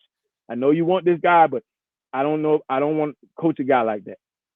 I don't want that guy in my room. It's all about evaluation, Lamar. All about evaluation. You're right. And like you said, you better go beyond just the physical ability as a football player that you think that kid has. The character aspect of it, how he fits into your culture, how smart is he? Like, is he going to be able to pick up your systems, or is he going to be busting on game day? All these things are factors, and you got to go really deep. And I think that how's his home life? Yeah, that's another one. Man. That's one that you can't overlook. If the kid don't really have a home life, he run the streets. What you think he's gonna do when he get to college? No doubt. With money in his pocket. No doubt, with money in his pocket. Yeah, and it puts a lot of stress, I think, on the football programs, because now they're not just recruiting 20, 25 high school kids. they're recruiting 2025 high school kids, and then a whole nother group of transfers. And it puts to me a big evaluation burden on the football program. And I think the schools that figure that out, Lamar, are going to be the ones that are at the forefront here over the next 5-10 years. I see, you being around these young kids, I know you can tell a lot from just a conversation of who's an I guy and who's really a team guy, because they're not even trying to fool you nowadays. Yeah, no, I've had the chance, and somebody mentioned a player. I'll give you kind of two examples of 2 5-star guys that have kind of had completely different, paths that Miami was recruiting heavily. So someone mentioned, Cormani McClain. Gary, you know about this story. He commits to Miami, and I make a 5-hour drive up to Lakeland, excited to talk to him, highlight him, new Miami commit. And then I get to Lakeland, and I'm like, hey, Cormani, just drove from Miami. Do you mind if I get a quick story about your commitment? He's like, can't do interviews. I'm sorry. I was like, I'm just a quote or two about, you just committed to Miami. You made big news. You surprised a lot of people. He's like, can't do it. Sorry. And then he goes to the parking lot and chills in the car with his friends and things like that. Obviously, I don't know what was going on with that situation. I'm like, darn it, man. I just drove, through the state of Florida to go interview this guy. And then on the flip side, you have a guy like Jeremiah Smith, who's committed to Ohio State, the #1 wide receiver in the last 20 years. And every time I showed up to Shaman Madonna, he knew I was coming to talk about Miami, but he still gave me the interview and still was respectful about everything. It was awesome. Just a kid that was always welcoming. He could have been, the biggest diva in the world, but one of the nicest guys I've ever, covered in the recruiting. And, you see how he turns out, and you see how, obviously I'm not trying to bash Cormani McClain or say great examples. That's how I'll bash him. Because you drove 5 hours to go see him and he disrespected you. I'll bash him. I have no problem bashing him. It's a great example, Lamar, because you got the one kid who doesn't handle his business in a respectful way, who now has been to Colorado, flamed out of Colorado, struggling in Gainesville. I don't think he's thriving in Gainesville now. And then you got the other kid who's one of the more freakish players of our generation, and totally respectful. Probably was never intending to come to Miami, although he played around a little bit. He was always going to Ohio State, but every time IC goes out to Chaminade to see him, treats IC with respect, as he should. He goes to college. He's a great player, great character, a great teammate. All this stuff you're talking about makes a huge difference. Well, I can tell you this. I have another Lakeland story. I have a Cormani McClain story. I don't want to pile on him, but I'm going to talk about this other kid that I was recruiting out of Lakeland. I go to watch him. He's a 5-star receiver. One real bad. I mean, real bad. I watch his practice. Well, first I go to school. He ain't even there. Red flag. So I go to attendance, and I use my charm and my good smelling cologne and maybe even some smiles, and I get attendance things, and I look over attendance. Ooh, it's not good. Okay. Then I look through an official transcript. Not good. Okay. So I already have in my mind, red flags, right? Go to practice. He's cussing out coaches. I ain't running that, man, you must, yeah. I'm like, oh, hell no. You think I want this guy in my room? So I go back to Petrino. Did we get him? Coach, we don't want him. Are you kidding me? You don't tell me who we want, coach. I'm telling you, you do not want this guy. He's bad deal. The coach asked me to talk to him. I'm talking to the guy. He's looking out the damn window. I just knew he was going to flame out. Make a long story short, we fall off. He goes to Florida. I think he's there a month before he gets kicked out of school. 5-star receiver. Believe it. It happens. It happens. Yeah. 100%. He showed a lot of great stuff on the field, but there's more to it, guys. There's more to bringing a guy in your room. Now, if I don't like you as a coach, I might get that D lineman that has some problems and put him in your room so your ass be fired. You know what I mean? I ain't bringing a guy in my room to get me fired like that. And it happens, man. It's just these guys. They get these rankings sometimes, and it goes to their head, and they truly don't understand what they're doing. They're young. They don't have an adult that can tell them, hey, man, you're doing it wrong. And that's one of the things I try to do as a coach. Even if you weren't coming to me per se, I tried to educate you. I had a kid out of Cardinal Gibbons, a wide receiver that we were recruiting because he was committed to us from the previous staff with Charlie Strong. He was a wide receiver. He wanted to play the hat game. And I said, listen, here's the deal. We got 5 days of signing day. I need to know right now. He said, well, you'll find out in 5 days. I said, I tell you what, this won't be my last job. And I swear to God, if I'm on the NFL level and I see your name come through, I'm saying we don't want your ass. You got to understand, you're messing with people's lives, buddy. This hat game stuff, you can do it. Just tell me the truth. I don't care. If you're going to X place, let me know now. This hat game stuff, I'm not going to be sitting there on signing day sweating. And when I told him that, and I said, hey, just understand that I'm telling other coaches too. All right, coach, yeah, I'm going to Wisconsin. I said, I laughed in his face because I'm like, he'll be calling me in a year or two.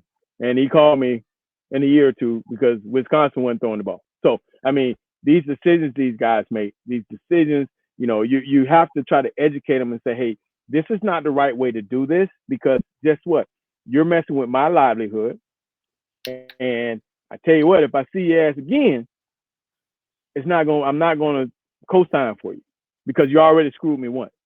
You know, be a man. I called every school that before I announced my decision, I called the schools, and I tell everybody to do this.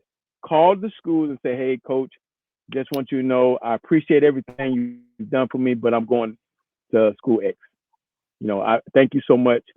Who knows? Maybe we'll catch up later. That's that's an adult way to do things. That means somebody's in your house helping you, because you don't want to look like a butthole to these coaches too. Because again, with this whole transfer portal now, why am I going to take somebody who screwed me and made me look like a fool, and maybe even got me fired from a job because I didn't get you? And I had to find out. Look at Earl Little's kid. Earl Little's kid turns his back on Miami to go to Alabama, flames out up there after now he's at Florida State where the program's imploding. Yep. You cannot. You have to be an adult about these situations, and I know that's asking a lot for some of these kids because obviously they don't have maybe they don't have the two parents at home, and the mom's trying to do all she can, or the dad, you know, and you know, hopefully they understand that somebody needs on that campus to tell them, hey, you do it the right way, it'll work out for you the best way. Because if you do it the right way, you'll be able to call these people if it doesn't work out and say, hey, coach, I know I made this decision, but I would like to come there now. And they'll say, hey, you know what?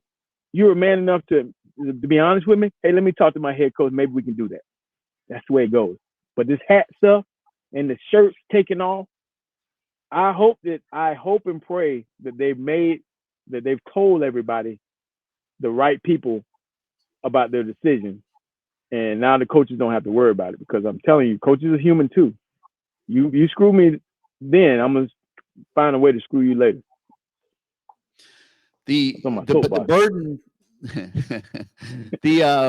the burden to evaluate at this level is enormous. I mean, Miami brought in 41 new players last year, LT. That's like 2 signing classes. I mean, yes, and you know, this is something I've been pounding the table on a little bit for the last several years. I mean, I really think like you're going to be spending $25-30 million at least a year on football players between revenue sharing and NIL.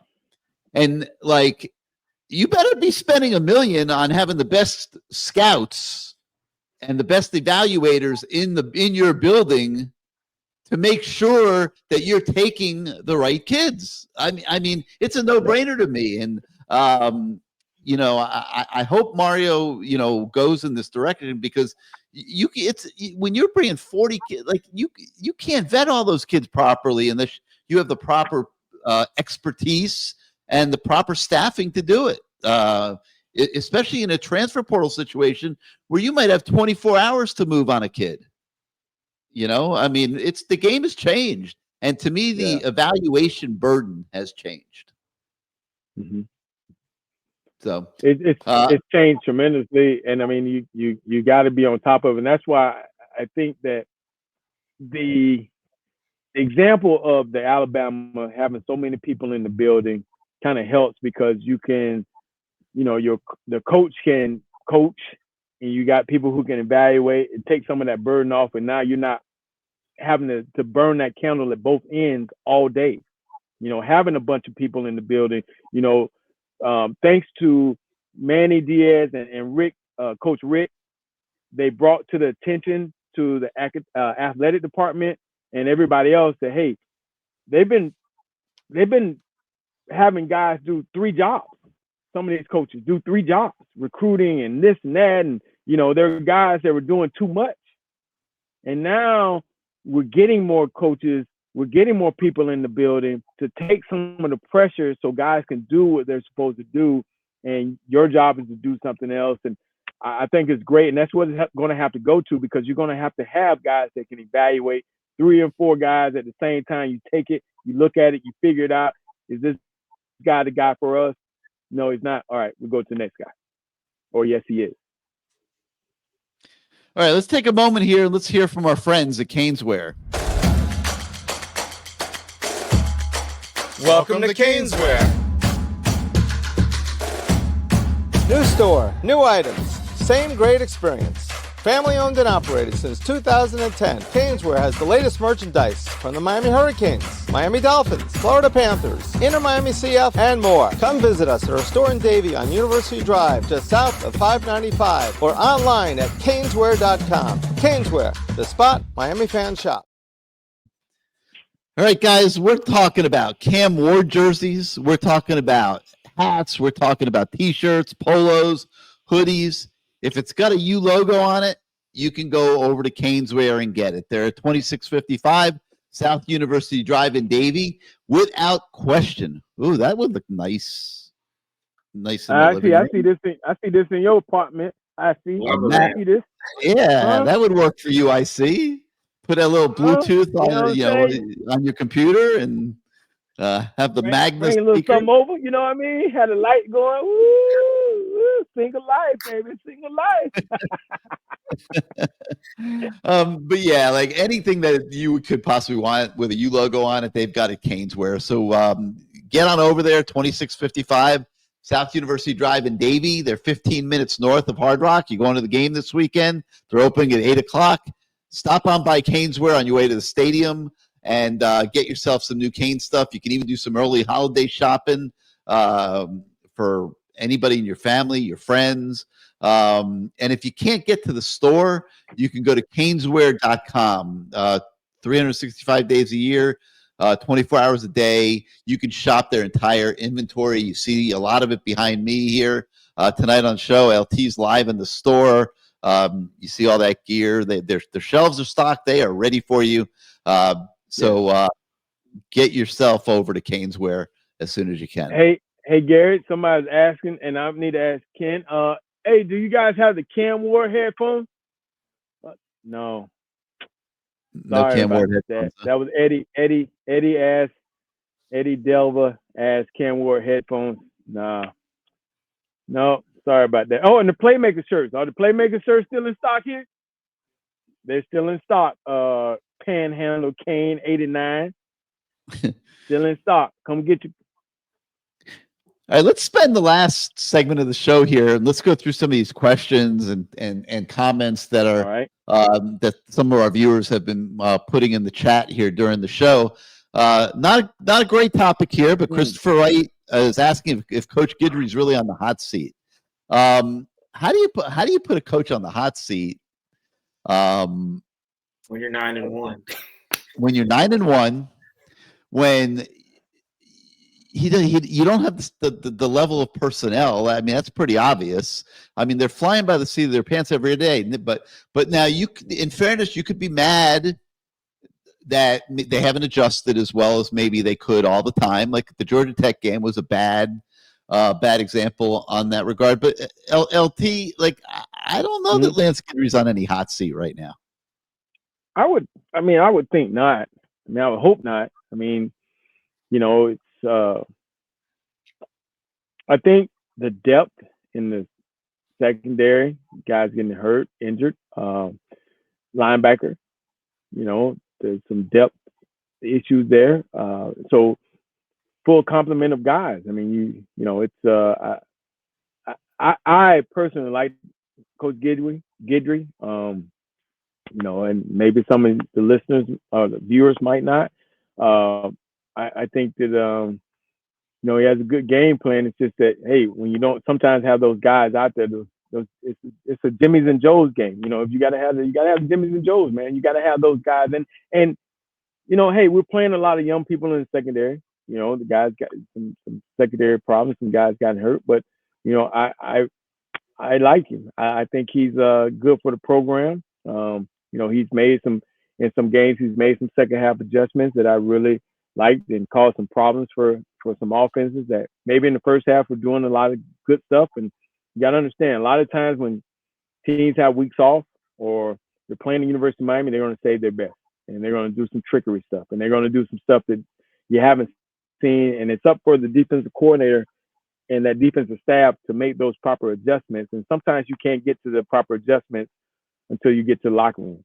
And so I would hope he's not on the hot seat, and that's not a good way to go about things when you're 9-1, to have your defensive coordinator thinking that he might get fired when you're 9-1. So I would hope not. That's just my opinion. Go ahead, IC.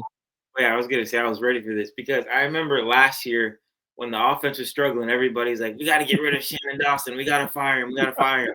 Shannon Dawson gets some weapons on offense. You get Cam Moore, the number one offense in the country. Now he's getting looks for head coach. I get it. Like you said, might not have the guys right now, but everywhere he's been, he was successful. At Marshall, had top 10, defenses in a ton of different categories. Last year with, which I think is a little bit of a better defense, he was, I think top 25 in a lot of categories. I think top 10 in rushing defense. Before that, debacle versus Rutgers. But I think just give Coach Guidry those guys, and you're going to see this defense can look like it did last year, but even better. But I just want to remind people that last year everybody was calling for Shannon Dawson's head, but now guys into the offense and now number one offense in the country, all things like that. Not saying it's magic going to happen for the defense, but I just calm down with let's get rid of Guidry. We've seen that this defense does not have any depth in a lot of positions, so just calm down with that. I think it'd be very, very dumb to let him go, and that's just my opinion. Hey, remember when I said it was the Jimmy's and Joe's? It's the Cam and Joe's. It's the Cams and Joe's. Yeah.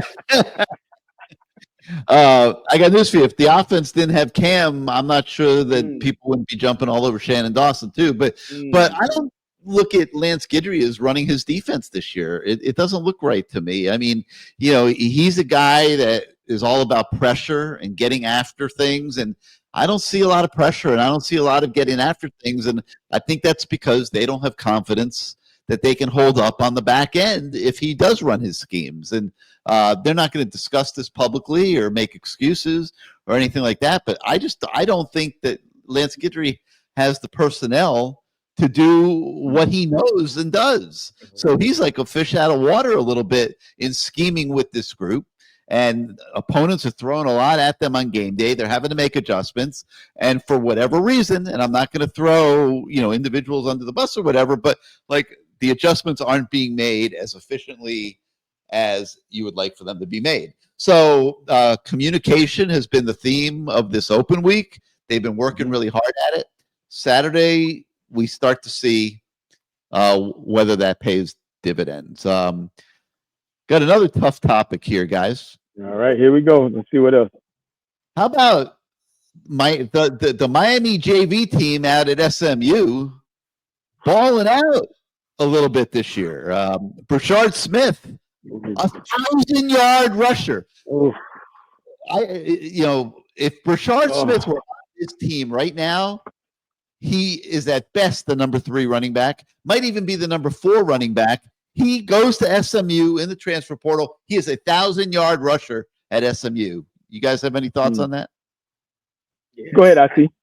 I think it's a system that fits him perfectly. And like you mentioned, Mario's not a finesse guy. Mario doesn't want these, scat backs. He wants these Damian Martinez. He wants these Mark Fletcher type of guys. And unfortunately, Brashard Smith, he was playing wide receiver his whole time, at Miami. And we had this argument, I think, like 6 or 7 times last year on CaneSport Live. It's like, who was Brashard Smith going to take reps from on that offense last year?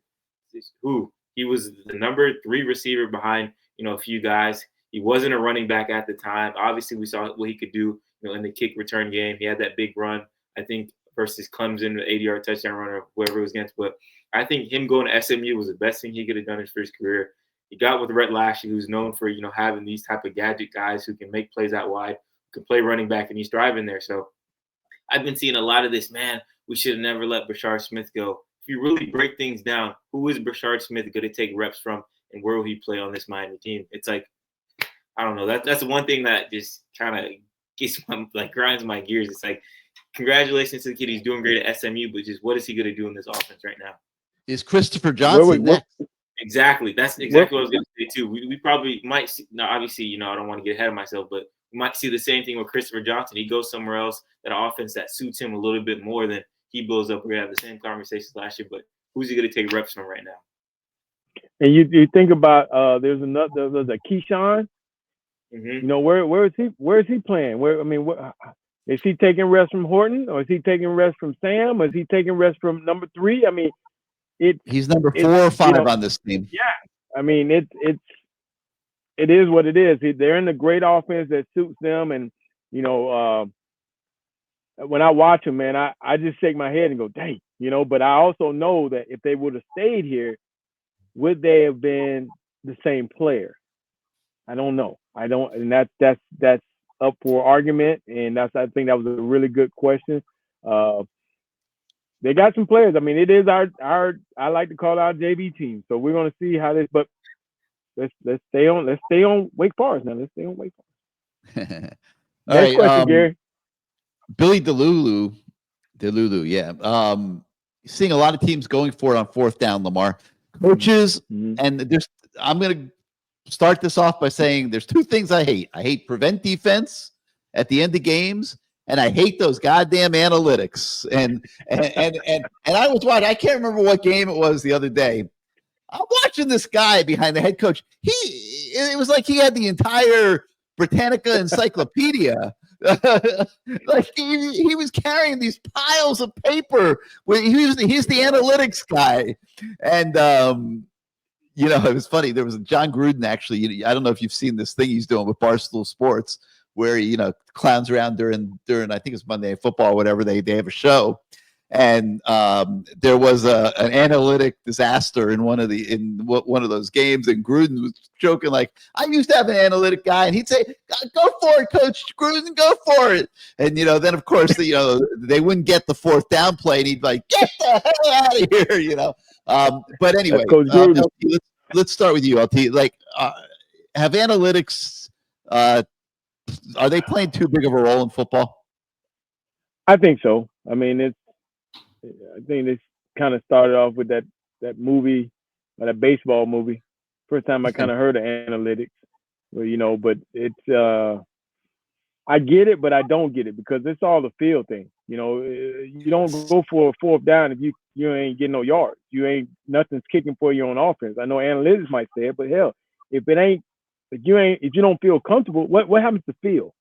The feel of the head coach, because remember, the analytics guy, when you fail, his name ain't being printed, and he ain't on the hot seat. Who's on the hot seat is the head coach. Yeah. I if I was a head coach, I would listen, but obviously I'm gonna make my decision because it's my livelihood that's on the line. And I'm just not an analytics guy. I mean, hell, if I feel like I can't get it, I ain't going for it. If I feel like I can, I'm going for it. I didn't see an analytics guy with Petrino. It was all about what he wanted to do, and so I don't know. I'm just not an analyst. What about you? I see you. I think it's hilarious. You going with the numbers? On every 4th down on like ESPN broadcast, you see analytics says go for it. It's like, what does ESPN have to do with this game in this situation? You're always supposed to go for it. It's unbelievable. Like everything 4th and 6 and above, analytics say go for it. What the hell are you talking about? And then versus Oregon Wisconsin game, I'm gonna mention that one again. It was like a 4th and 4 or 4th and 3, and then they bring out the field goal team and they run a field goal power with the kicker. I'm like, if you're gonna go and leave your offense out there, it's just like They had a chance to go up by 6 if they kicked the field goal, and they ran a fake field goal. yeah, it just Trying to get up by 10, and like a Wisconsin team that has a horrible offense. it doesn't Like make sense. they would have put them in a position where they had to go the length of the field and score a touchdown to win. I mean, I don't know, man. We saw it affect the Georgia Tech game. Mario at least is consistent. He believes in being aggressive, and he goes for it and goes for it and goes for it and goes for it. But those analytics aren't showing 100%. And that one day, they really were kind of certainly 0 for 2 in a 5-point ball game. And that's the difference right now between, I mean, there were a lot of other things too, don't get me wrong. Right. But that's the difference right now between being undefeated and playing for an undefeated season and now having your back up against the wall where you can't screw up again. And I don't know, man. I hate them.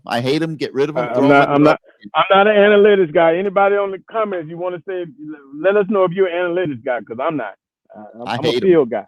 I hate them, and people tell me I'm old. I'm a traditionalist. Okay, I'll be a traditionalist. Hey man, when I go home at night, I don't go in there trying to play the odds. I'm going on field. I'm going straight up to my wife, and let's go. You know what I mean? That's how we got them kids. Yeah.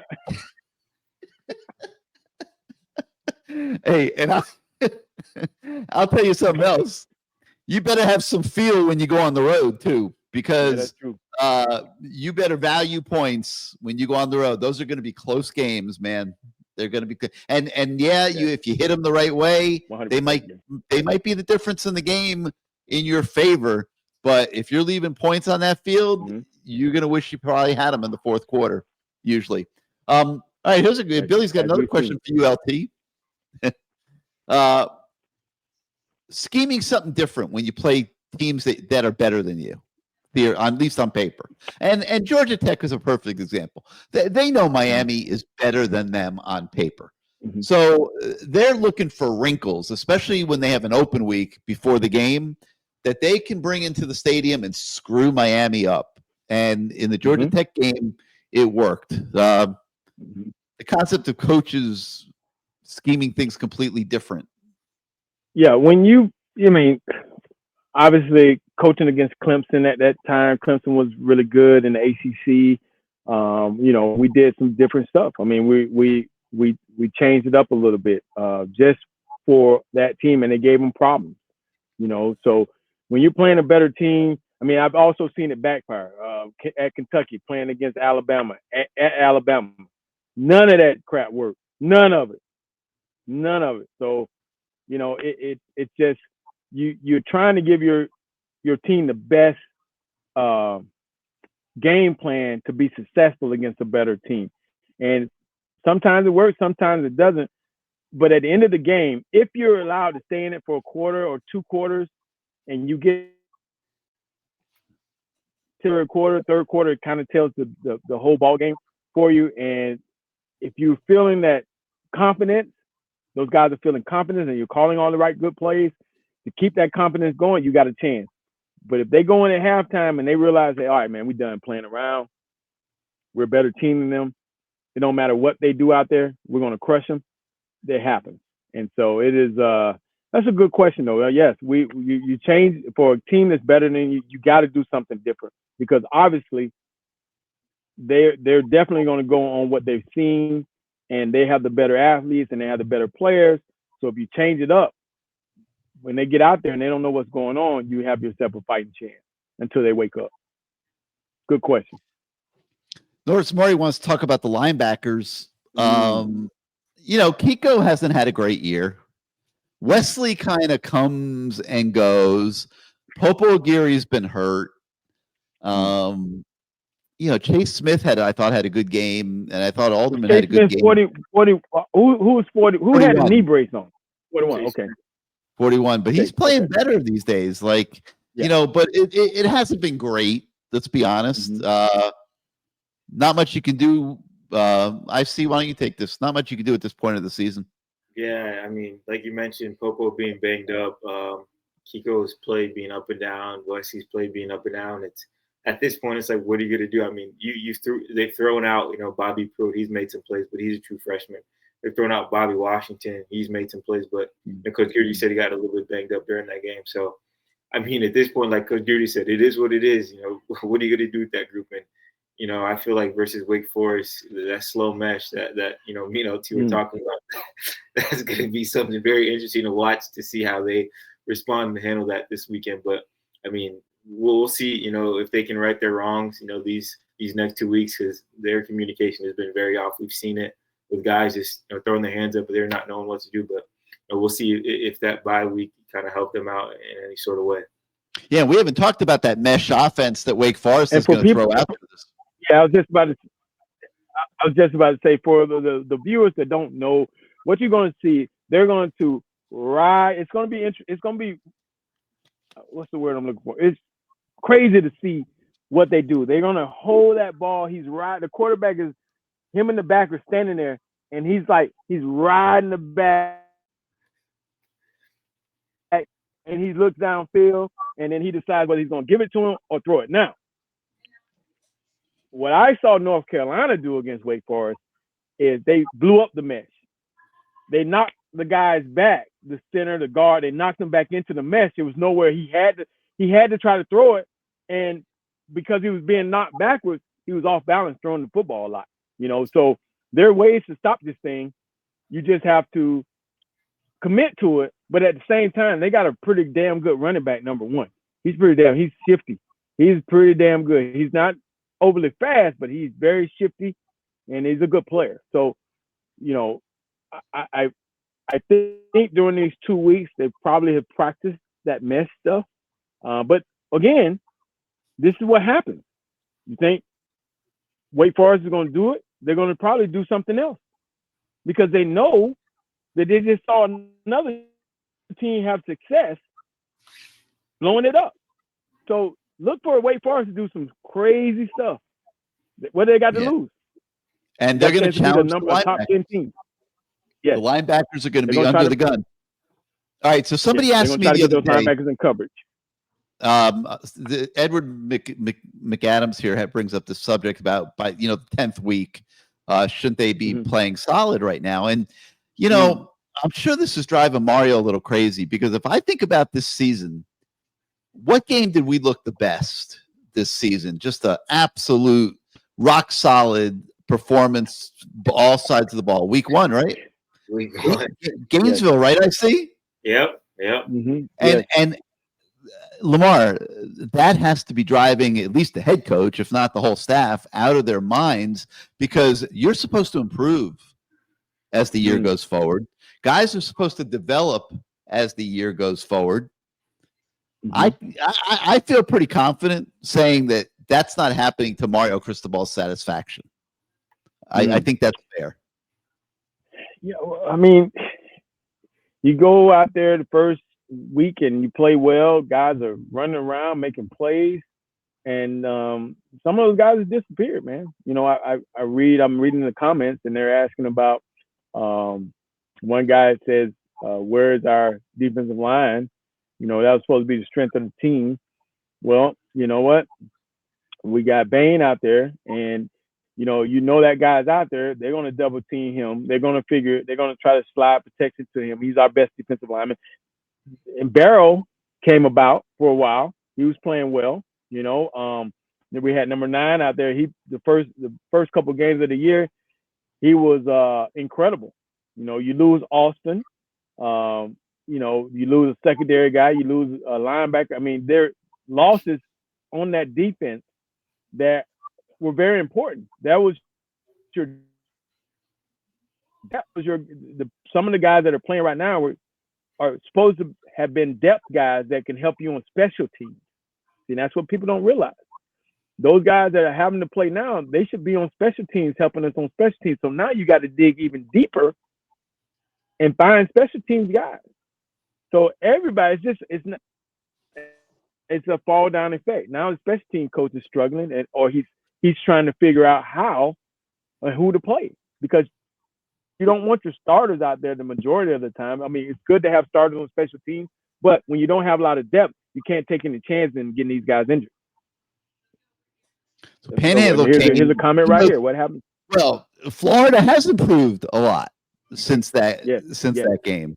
I don't know that the game is that much different if Miami plays at the same level it played that day, but it does seem like we are very far removed from that game. When you look at all the close calls that we've had in the ACC schedule, I mean, very fortunate to just have one ACC loss. And, I don't think anybody can dispute that. But it just goes along the lines of what we were just what we were just talking about. Pinellas Kane said we had problems in week 1. Don't forget about the contain and gave up 50-yard touchdown to an injured running back. Well, I mean, hell, I saw that same run against LSU down the left side. So, with a different running back. So I don't know. They make money too, man. They scheming too, dog. Don't think the other team coaches ain't good. They're trying to figure it out too. Let's see what here. Why just Kane falling out? Yeah. She said she's astutely noting that the fans have been pretty hard. Yeah, I think recently on the team and the players and the coaches. What do you think about that, LT? Well, I'm just very happy, Gary, that we didn't have social media back then for obvious reasons. Obviously, I didn't want to know my business, but this type of stuff, I mean, maybe they were, Gary, maybe they were on us, but we didn't know. We didn't care. First of all, we didn't care.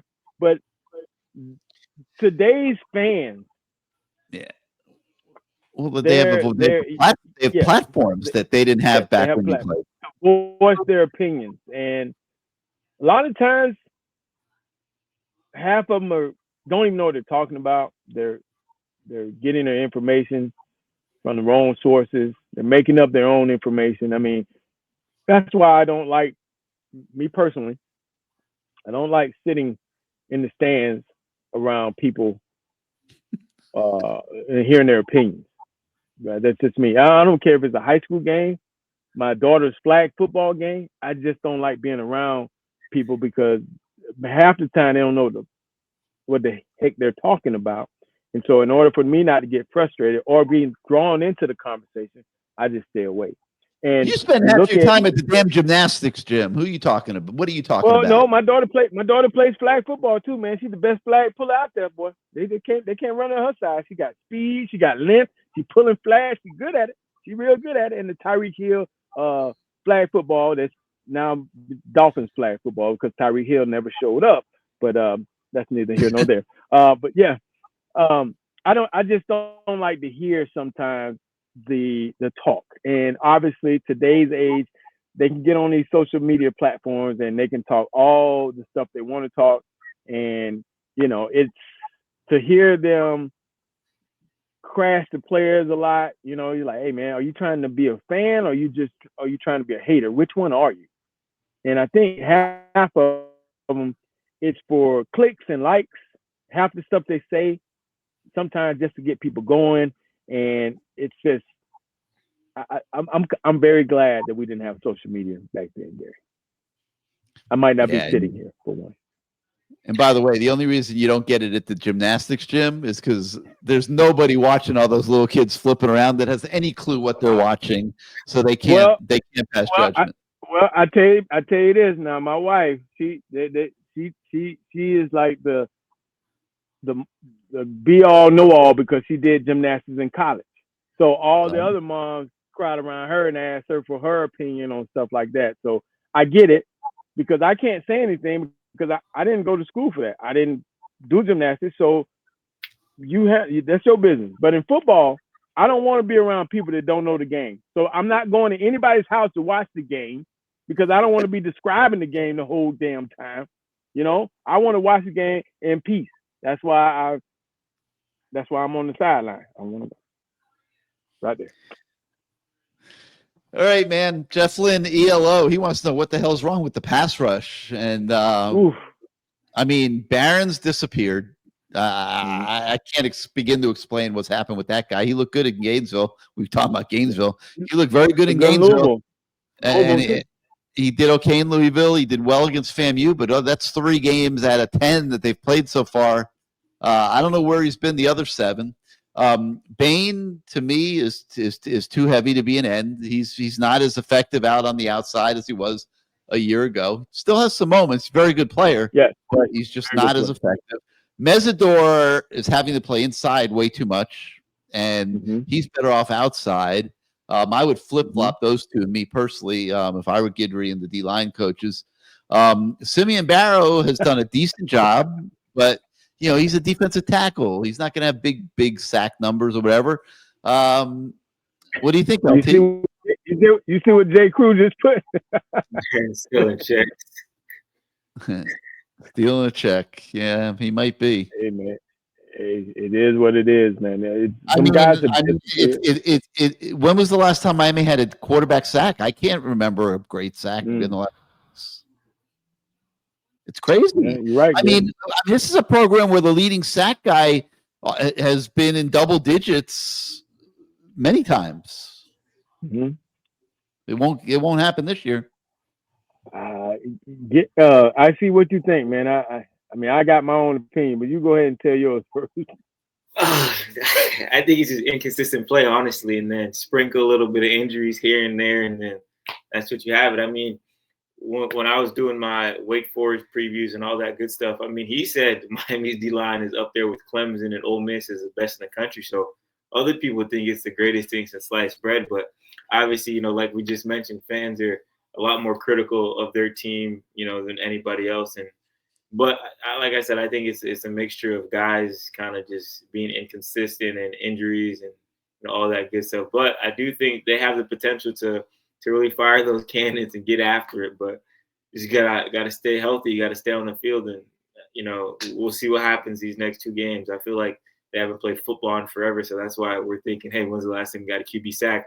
Georgia Tech threw the ball like 6 times, and we didn't see anything there. But hopefully they take down Mr. Bachmeier, the quarterback for Wake Forest. But let's see if these guys can. I kind of don't want that second guy to come in. He seemed like a better passer. Bachmeier didn't. When he came in the game against North Carolina, he threw it around a little bit. The guy when Bachmeier got hurt, so I'd rather Bachmeier just stay on in there, and we kind of know what we're getting. That's just my opinion.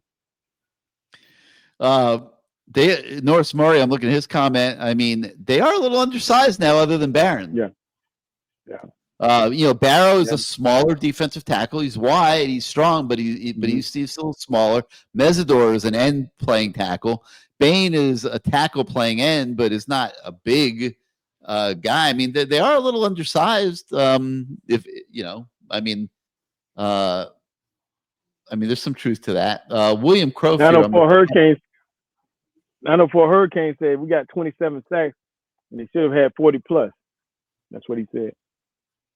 Yeah, I didn't even know we had 27. All pretty early. Yeah, I wouldn't have known we had 27 either. I'd have to go look that up. But so William Crow says a little bit more downhill action from the D-line, a little more Manny style attacking. I think he's got a point, guys. I noted that Lance Guidry is not playing his style of defense so far this year. I really believe that. I'd like to see Lance Guidry going back to being Lance Guidry. Maybe they're overthinking it a little bit, I mean, they're getting beat in the secondary anyway. You might as well go get the quarterback before he can throw some of those completions to wide open guys to the middle of the field, like what we saw in the big money downs against Georgia Tech. Maybe that's a little bit of an answer. Maybe Lance Guidry can go back to being a little bit more Lance Guidry-ish and cause some chaos and some negative plays. What do you guys think? Go ahead, IC. I was gonna say this when we were talking about Lance Guidry earlier. I remember when he came in, he always said his defense is safety driven, and I feel like safety play isn't up to par. I feel like he's just not. I mean, I don't know if he's not confident enough, but I just feel like if your defense is safety driven and you don't have the guys back there that can do what the previous guys that you had, I feel like that kind of throws everything off whack. And when you mentioned Gary, him being aggressive, I vividly remember last year versus North Carolina when they had Cam blitz up the A gap right, through the center and the guard, and he ran that multiple times. I absolutely love that blitz. I haven't seen it once this year. just I don't know, just little things like that. His defense is supposed to be safety, safety, safety. He's a safety guy, and I just don't think he has the guys where he can trust to run that system this year. Yeah, it's obvious. I mean, that's totally obvious. But maybe he just needs to say screw that and try it a little bit the other way and see what happens. Maybe a little bit more aggressive, a little bit more blitzing. Maybe that pays dividends. Who knows? Yeah. Let me see here. If there's anything else, I think. Pinellas wants to know about Josh Horton. He's been on the injured list. He hasn't been healthy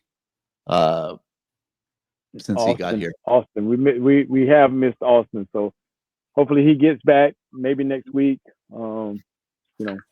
Maybe this week. Who knows? But I think having all the, can I say bullets now? You don't want to say things that get you in trouble.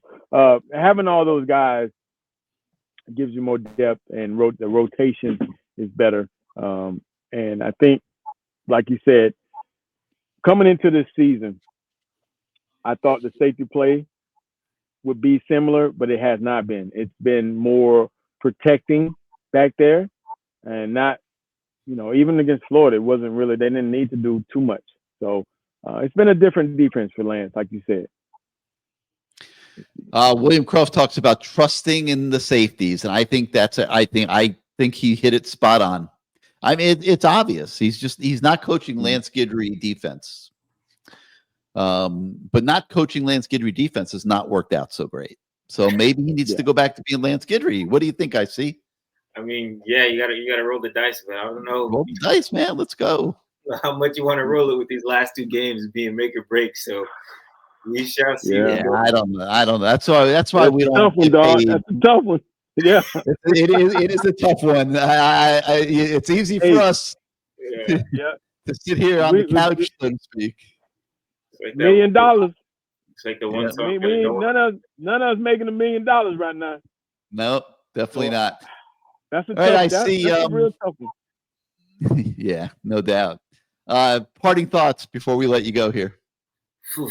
That slow mesh, I'm having nightmares about it up until Saturday, until I see how those guys play. But honestly, I want to see these. I know Wake Forest is going to come out. I know they're going to do put in the Claymore guy out wide, and they're going to flip formations. I just want to see if this team is actually, put it in that work to kind of, understand what's going wrong with the alignment and assignment, all that good stuff.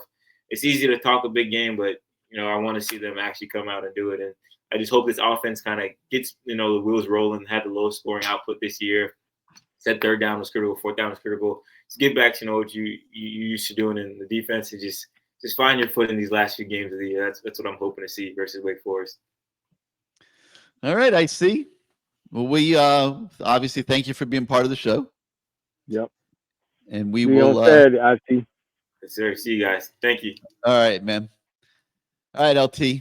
Everything I hear, we're going to skip word association today. Everything I hear is they are getting after it in practice. Yeah. They are working hard.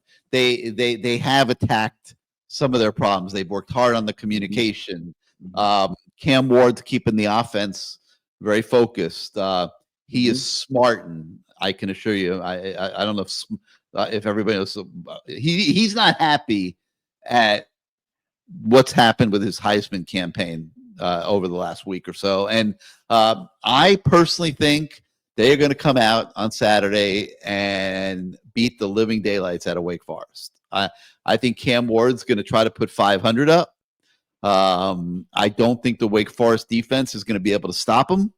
And I'm hoping that with 2 weeks to get ready, that the defense has that mesh offense figured out, and that we're not getting burned with the pop passes over the linebackers. So it'll be interesting, BLT. But that's my thought. Give us yours. I want a game. I want to win. First of all, I want us to win, and I want to see that this week, this off season has we put that time in, and like you said, hopefully those guys are studying. I want to see us beat them. I mean, the point spread is 24 points. That's a lot. I would like to get to that, and I would like to get to that early. But of course, the other team, their head coach Mario has a lot of respect for him, and he's done a good job. He's done a really good job there at Wake Forest. He's probably had other job offers, but he stayed the course. He's developed that program. They've had some years where they've won 7, 8, maybe 9 games, maybe more than that. And they've always been able to, especially with him being a coach, compete. So, this off week, we will see just how much these kids are taught and how much they retain. Because again, I really do believe the blueprint was developed or shown to everybody else by Duke with the movement and the shifting and the motions. And they want to see if you can communicate, if you can talk, if you know how to make the proper checks. These are all things that go into the chess game of coaching. So we'll see what our defensive guys have done. And, on the offensive side, I think that Wake Forest secondary is not probably one of the best secondaries we face. So with that being said, I'm hoping that we can throw the ball around the yard a little bit, but I also want to see a run game. I want to see a run game. I know.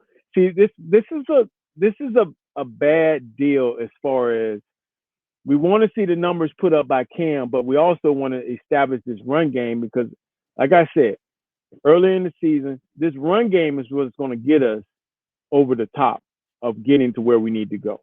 If you don't have a run game and you're just sitting back there, you're going to go against some teams that have good pass rushers and a good secondary. And not saying that we don't have great receivers or we don't have a good offensive line. It's just that the run game takes the pressure off the quarterback. Now he doesn't have to, every throw is not a game-winning throw or a Heisman moment. It's just moving the ball because the defense saying, well, we're going to stop this run and we're going to step up and you're able to find some boys in the secondary. So I'm excited. It's been, 2 weeks. It seems like it's been, last weekend was a no pressure Saturday. I don't want my heart to be vibrating as much as it has been this whole season. Let's have a great game, Mario. Let's get these guys going. Everybody looked up the beat today. They look like they were focused. And let's go beat the Deacons. Let's go beat them. Let's go beat them down and slap Tim Duncan. You know what I'm saying? Let's beat them. All right, LT. Well, we got to thank Kenny Holmes for joining us earlier in the show. Got to thank CanesWear for being our sponsor this entire season. Again, if you're in town and you're going to the game, they're opening at 8 o'clock on Saturday morning. Head on over, get yourself some Canes gear, maybe do a little early holiday shopping. Oh, yep, we got to thank La Spada Subs for feeding LT.